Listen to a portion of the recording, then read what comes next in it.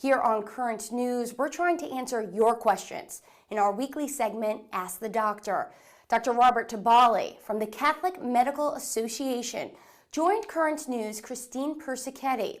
She started off asking him about a new report from doctors at Mount Sinai. They now believe coronavirus may cause sudden strokes in adults in their 30s and 40s. Here's Dr. Tiballi. One of the alarming things that we're learning, one should always remember that Western medicine has only been exposed to this virus for about 8 weeks now.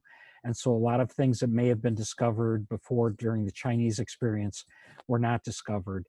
And so there have been quite a few young people with strokes. The virus seems to potentiate a clotting disorder, a cascade, and possibly through a classic medical problem called lupus anticoagulant syndrome. But a new rash that appears like almost like a bleeding under the skin could be a sign of that bleeding disorder occurring in someone with COVID-19. Doctors would oftentimes, we don't really know how to diagnose this yet. We don't know how to treat it yet. But patients, when they're hospitalized, are usually put on heparin to try to prevent clots. What I've been recommending my patients do is take an aspirin daily during this time when they have COVID. So there are many adults that may be suffering from strokes that we're unaware of as well. This is all new discovery day to day. Okay, and yesterday during the president's press conference, he mentioned that there are experiments that are showing that sunlight, that the coronavirus doesn't fare well under sunlight or heat.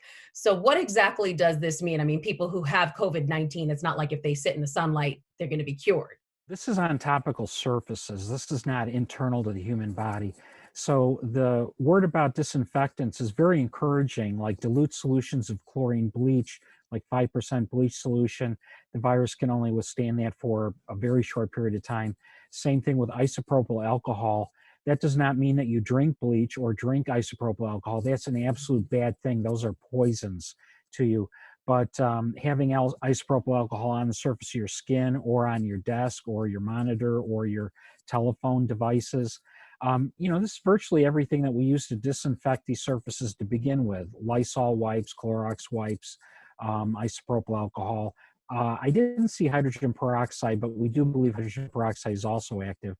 So sunlight won't cure someone, but it will disinfect the surfaces, like the surface of my clothes, my glasses, my telephone, that type of thing. And so this is all good news.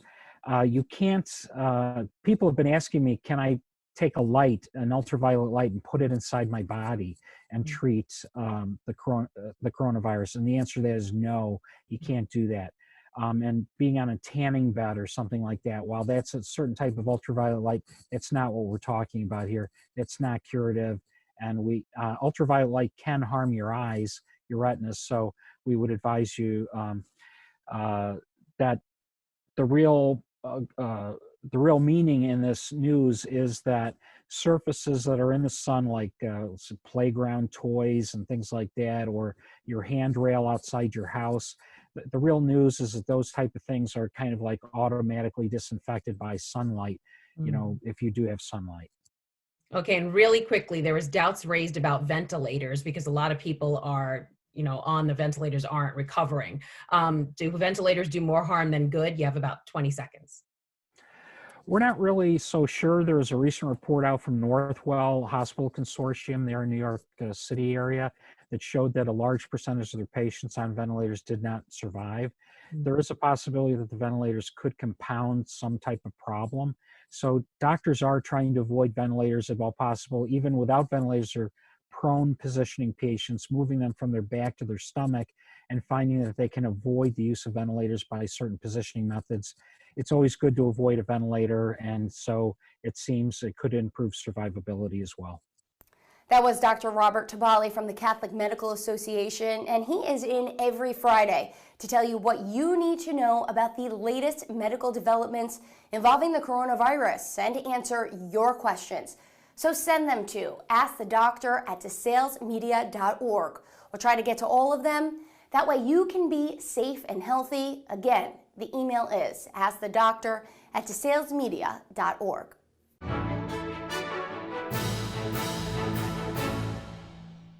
If you're watching Currents News on YouTube, be sure to hit the subscribe button and then click on the bell to get instant updates about all of our newest content, because we are putting your faith in the news.